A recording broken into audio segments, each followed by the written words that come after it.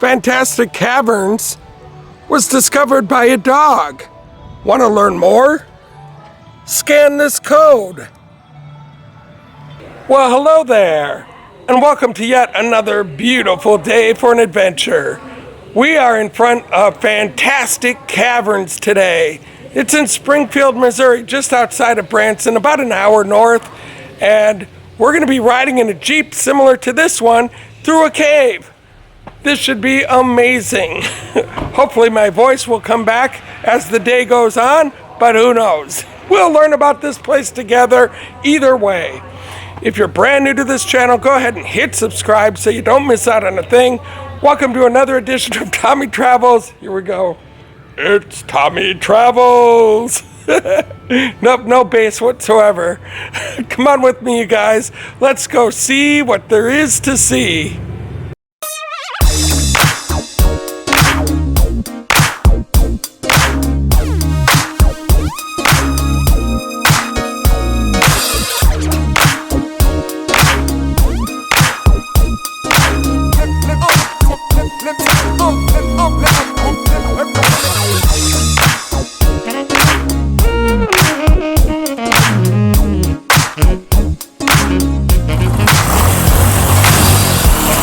Here's a look at that Jeep, and there's the cave entrance. But what I want to show is look at this beautiful view.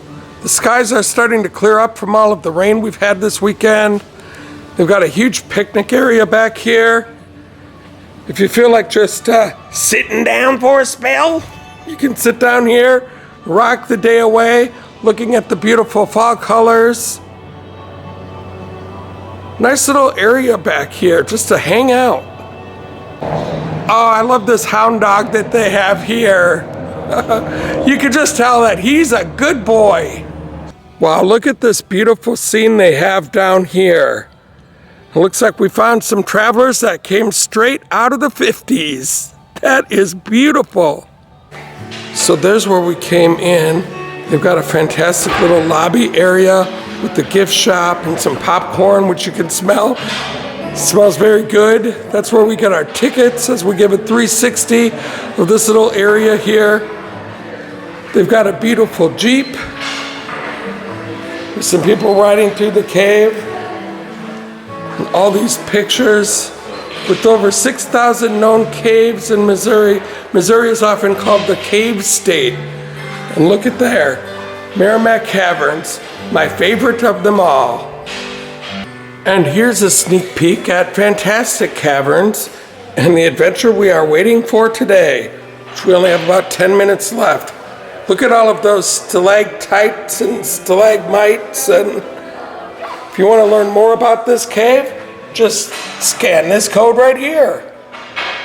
And you can see right out the window, there's a look at our ride vehicles. So it looks like we're going to be on one of those benches in the back there. This should be very interesting. Never done a cave tour quite like this one. There's a look at the Jeep in here. And I was wondering what this contraption was. And I see there's apples in it. So I think if you get these gears moving, somehow you wind up with peeled and sliced apples for an apple pie. Please. And here we go. And so here we are on our vehicle, on our ride vehicle. Look at this. Nice long bench seating. This should be really fun. Okay, and our tour guide's name is Riley today. And we are starting our journey down the hill here. So yeah, we moved on. If I slide in, look at all the. Sorry. No, that's all right.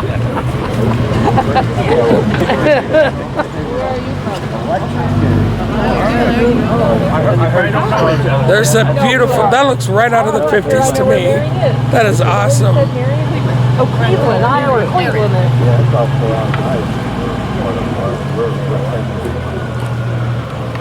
Right on the Indiana border, little town of Portland.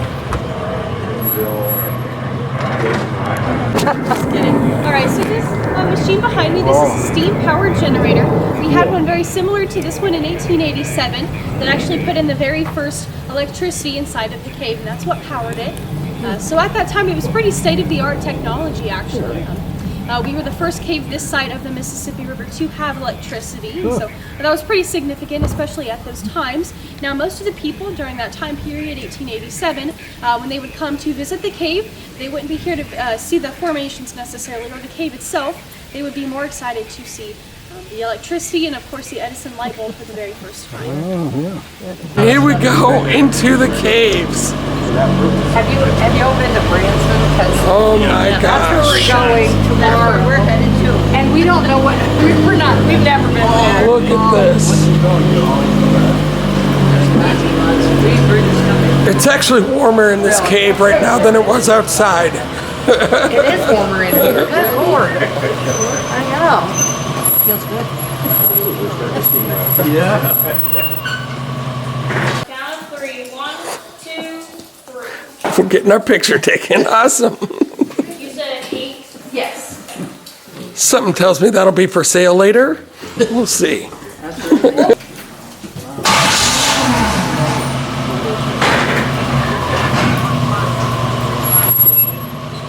all going to send for copies of this.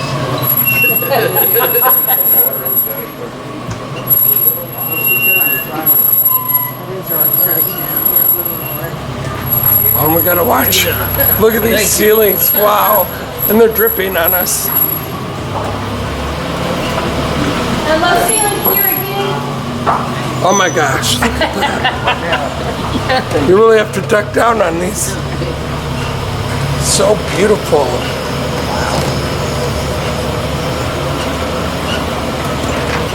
I think that's where they keep the parakeet.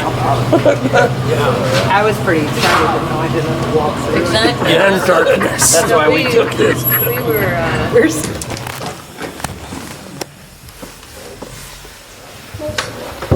All right, this is the first official stop inside Fantastic Caverns today.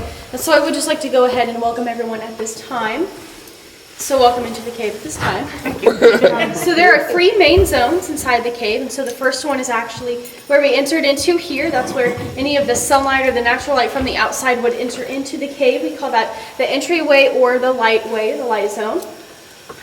Up ahead of us, we'll have the dark zone here. You know that way beyond us, you see the lights there. Usually we have those off, and so when we do that is the dark zone. It's ahead of us. And so the middle zone that we're in here, we call this the twilight zone. But don't worry, nothing weird's going to happen. So, don't worry about that. Halloween's right around the corner, but it's not that kind of tour, so don't worry, folks. But no, this is the twilight zone. We call it that because it's kind of where the light meets the dark, and so we're kind of in the middle stages here. And of course, it's dark ahead of us, and we'll have lights as we go on. If you look above on the ceiling here, you'll notice that we have this collection of those what we call soda straws or cave straws. Those are actually the beginnings of those larger formations, those stalactites that hang from the ceiling. And so we have some here behind you guys. Then of course we'll have many, many more, and I'll show you those later ahead. These soda straws, they're hollow currently in the middle, and so that's why we call them the straws, so the water drips down through it, just like a straw would.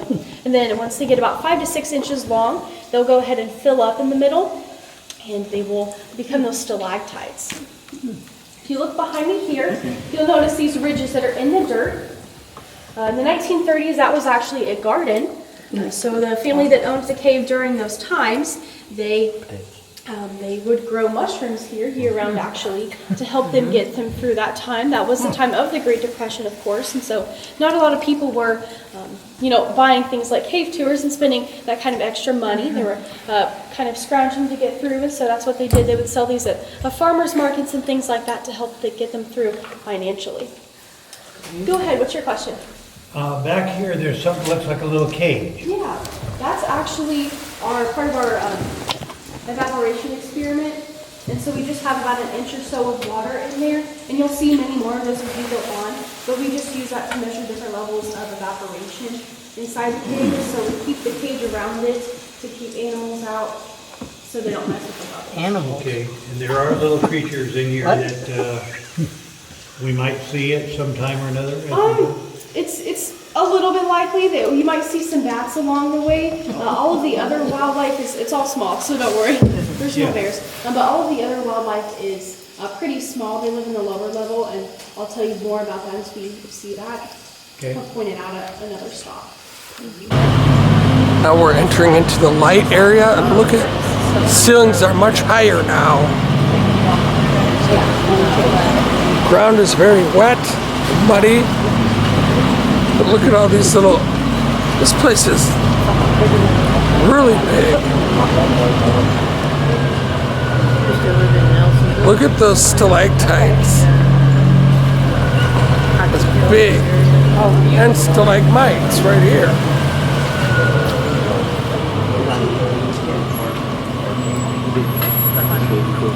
Space here, this is what we call the auditorium area. This is the largest, most wide open space inside of Fantastic Caverns today. So we call it the auditorium because of this sort of echoing effect that's in here, and of course the wide openness. If you look ahead of us, you'll see these stalactites that are on the ceiling. All of these that you see here and the rest of the tuber as well, they all started at one point as those soda straws that we saw earlier. If you look up here on the ceiling next to us, this one is still a stalactite, but we call it something a little bit differently. We call this a cave curtain or a cave drapery. This is just because of the unique shape that it's taken. This is caused by water dripping down at an angle instead of directly down. And so these other ones were formed by water dripping directly down, not really much, but angle. The angle kind of gives this one its unique shape and those folds that you see there. Cool. As you can see here, the water is dripping down here. And so as it drips down, it's actually falling onto this formation here. So any formation that grows from the ground, we call this a stalagmite. And so at the top here, you can see it's splashing every few seconds. And what you can't see is actually with every drop, there's a very small amount of minerals that's being deposited onto that formation to slowly grow it.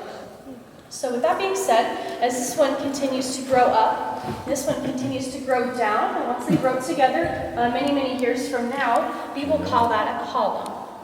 Now, the average growth rate inside of Fantastic Caverns for the formations is about 1 cubic inch per 100 years. Wow. So it's a very long, slow process, of course. And so if we were to venture back here 100 years from today, actually, and take the same tour, we would be looking at the same formation, and it would just look like we had put one fresh coat of paint on it. So it wouldn't look a whole lot different than it does today. Wow.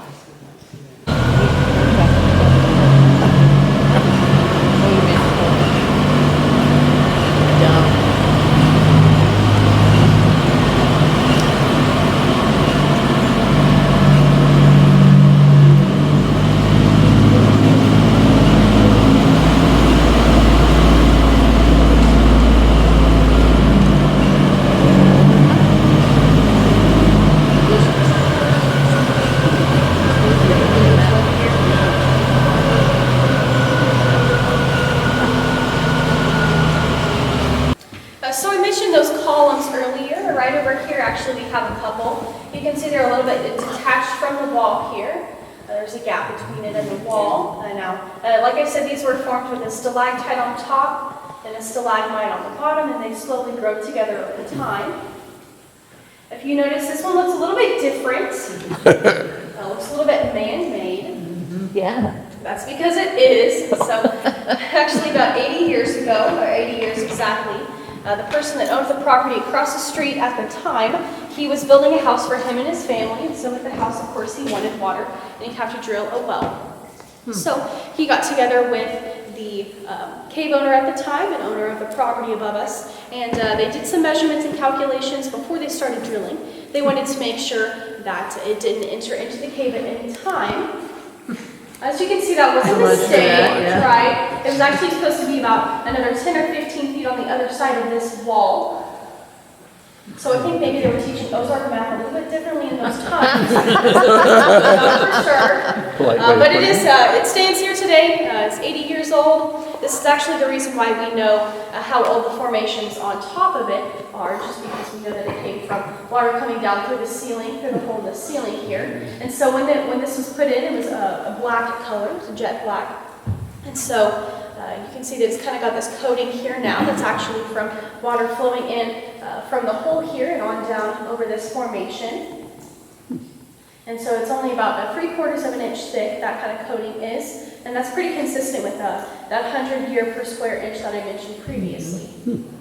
If you look across the top, you'll see these sort of strands that look like they're running across the top of the ceiling. Those are actually the very beginnings of those formations we saw earlier, those cave curtains that kind of are formed by water going down sideways or at an angle. What is that antenna for? Oh, that's actually, it's not just for looks, it's for our radio system. Oh, okay. Cool. Do they still use the well? The well, no, they don't. No, they don't. Now, they did find water, actually. They kept drilling about another 50 feet or so. They did find water. Wow. It was just temporarily, though, and I'll get to that later. But Oh my goodness, look at that. That is huge. Look at this area. yeah. Wow. It's absolutely breathtaking.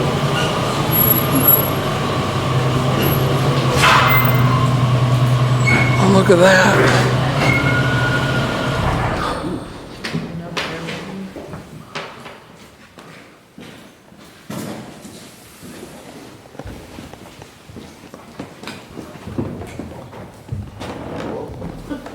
So in the world, there's only 2 places where you can experience complete and total darkness. One of those is at the very bottom of the ocean. So we're in the Midwest, so don't have to worry about that today. The other one is in caves such as this one. And so we will be experiencing that very temporarily. And so if you have any displays on your cameras or devices, please just cover those momentarily so you guys can get the full effect. It's just going to be a few seconds of darkness. Just going to turn those off now. Lighting or theater lighting, and so today this is what it looks like. So quite a bit of a difference there, for sure. Can I ask you a question about back there? Yeah, go ahead. The school, there's a school, a classroom or something it Oh, said? yeah. Mm-hmm. And so you bring kids in and teach them, or? Yeah, so it's a field trip. We usually do that in the springtime. And so it's like an extended tour, basically. So they'll see the cave, then they'll also get to learn more about cave formations and things like that in the classroom. Yeah, go ahead. I heard that formation right there above your head has a nickname. Oh, really? I've Yeah, never it's heard called this. Widowmaker. Well, No, that's not going to happen tonight. Oh, okay. So don't worry. We are safe. We are safe. No worries. It's actually just an extension of the ceiling, basically, if you'd like to think about it that way. A lot of people think it's like an icicle, like it's going to drop at any moment. I promise it's not, though. So we are safe here. Oh, okay. Well, we're safe here. I mean, we as I'm thinking collective, like an as we drive through, there's no risk. Such a cool ride. Oh my gosh. Look at that. That goes way down there. This cave is huge.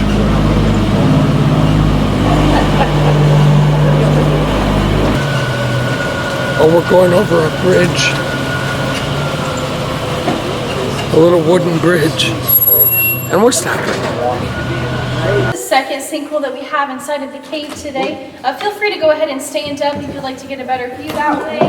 Make sure everyone around you can see as well. As you can see, this is sort of the view that we have into the lower level. It's pretty wide open. Wow. And so earlier when I mentioned we saw that well casing where they found water, they actually drilled into this level here, about 50 feet down or so, give or take. And that's where they would have found the water. And now you can see it's pretty dry now. So it's dependent on rainfall. And so that water source that they found is pretty unreliable just because it came and went. So it actually flows from the outside from this way, and it goes through here, and on out the other side here, actually through a spring on the other side of the cave. That's where it exits. So like I said, it is pretty dry currently, but we do have some permanent pools of water that house most of the wildlife inside of the cave. And so if you were to venture back on either side, you'd find some permanent pools of water. Those pools have a salamander, we have a crayfish, and then we also have cave fish. All three of these are blind, and they're actually all three native to the Ozarks and the Ozark cave system as well. So if you look over here, you'll see this flood line right over here at the top, where sort of the darker sediment meets the light sediment, that contrast there. That's actually a flood line where it floods maybe once a spring, give or take a little bit, but usually in the winter months we do have It some comes all the floods. way up to here. So when we drive by, it looks just like a big puddle of chocolate milk. Wow. I had someone ask me yesterday if we do swimming tours. Kid was like 12 years old. I said, no, we don't. Wow, this thing just keeps going and going. Oh look, there's a movie screen. I think we're gonna get to see a movie, you guys.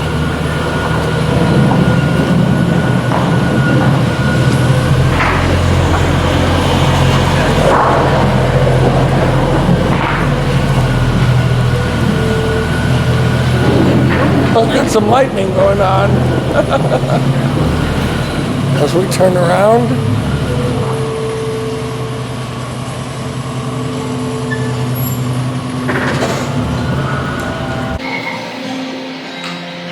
I'm not going to show this whole thing, but we get to watch a little movie along the way. Very beautiful. So 1862 was the year that Fantastic Caverns was discovered. So it was discovered by a man named John Knox and his dog Juno as they were hunting one morning.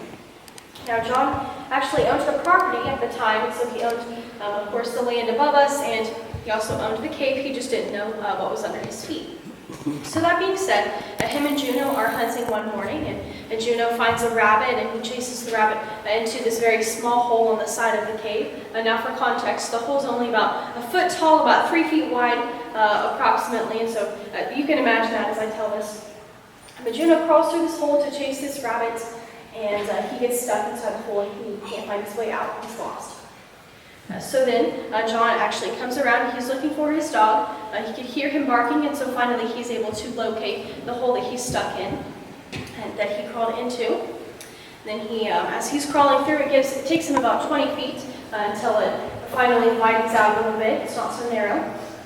As it widens out, he realizes that he had a cave on his property at that time, and then also he did find his dog as well, if you were wondering about that.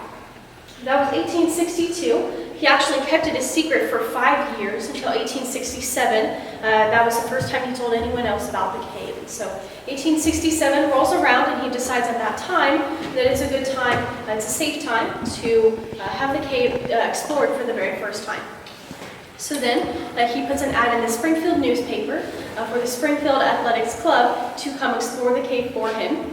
And so that's what they did, and so the SAC, they show up and they're ready to explore the cave. Now, they were actually pretty seasoned cave explorers. They had explored some caves nearby, but they hadn't been the first explorers of any caves. And so this was making history for them, as well as history for Fantastic Caverns. And so, anywho, they show up on his doorstep, and they're ready to go. They have their lanterns and things in their hands, and he opens the door. He realizes at that time that it's actually 12 teenage girls that are there to explore for the very first time. Now, some of them were as young as 12 or 13 years old, so you can imagine the bravery that it would have taken for them to be the first explorers especially. So as we continue, they did write their names on the side of the wall, and I will be pointing that out as we go on. It's going to be on the right-hand side, so I'll point that out for you folks. And here are their names, where they wrote their names, right here. Look at that. Miss Dishino, Oral, First Explorers. That is so cool. Passenger side, please watch your heads here. Oh yeah, gotta be very careful around here.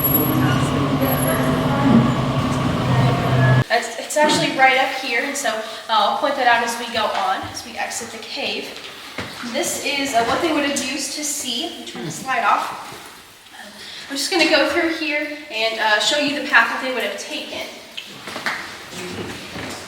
Girls.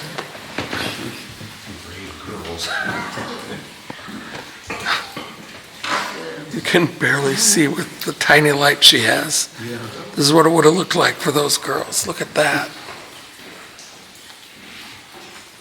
Oh man, I can't imagine. That's the path that they would have come through when they first came in. Wow.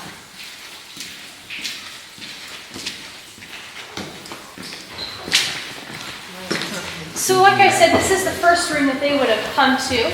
We call this area the Hall of Giants. That's because we have these columns that are in front of us and up ahead as well. And so that's the way that they would have seen the cave back in those times, 1867. Can't even see it. Now in 2021, we see it a little bit differently. Today we get to see it like this. Woo! Oh man, It's like ice. that is a big difference. Look at that.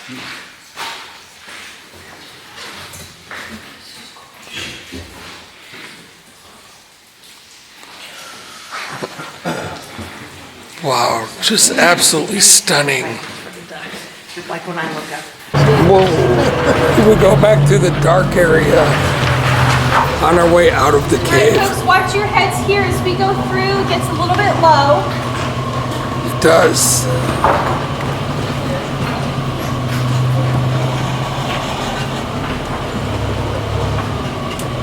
Look at right there. You gotta be very careful.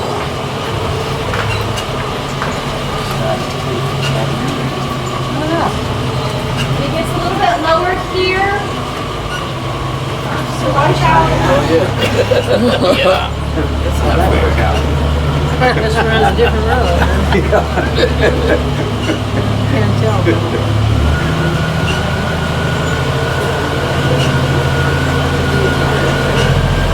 Look at those. Wow.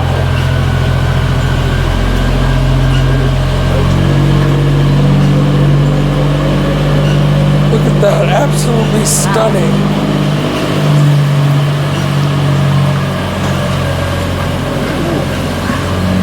It was like this. But it was open sky. The things were. Look at that ceiling. Holy cow. And here's our last look before leaving the cave. Back to civilization. It's absolutely cool. Can't do them online. This was such a fun tour, you guys. Purple building. If you're ever in the Branson, Springfield area, definitely you're going to want to do this. Yeah. So maybe that's Look at that. your choice for. These are indeed fantastic caverns. Well, less of a low ceiling here. Oh, watch out. More low ceilings coming out. Yikes. Whoa, very low. And drippy. And here we are. Woohoo! It got nicer outside since we came in. That's on the side there. It's about 3 feet wide, about a foot tall. Oh, that's the original entrance. Wow. Right there. Wow. That's the way that they would have gone into those first few explorers. All right, now I'm going to go ahead and shut the gate. And it looks like there's another tour ready to go in on a fantastic adventure. This sure was fun here today. Beautiful grounds. The rock formations on the inside were absolutely stunning and such an informative tour. I can't believe it was first toured by a bunch of teenage girls and discovered by a dog, no less. Wow. There they go. That sure was fun. And if you guys liked what you saw here today, go ahead and hit like on my YouTube channel, hit subscribe and all that fun stuff. Thank you for all of the support that you've given me so far, even with the raspy voice today. I hope to catch you on the flip side.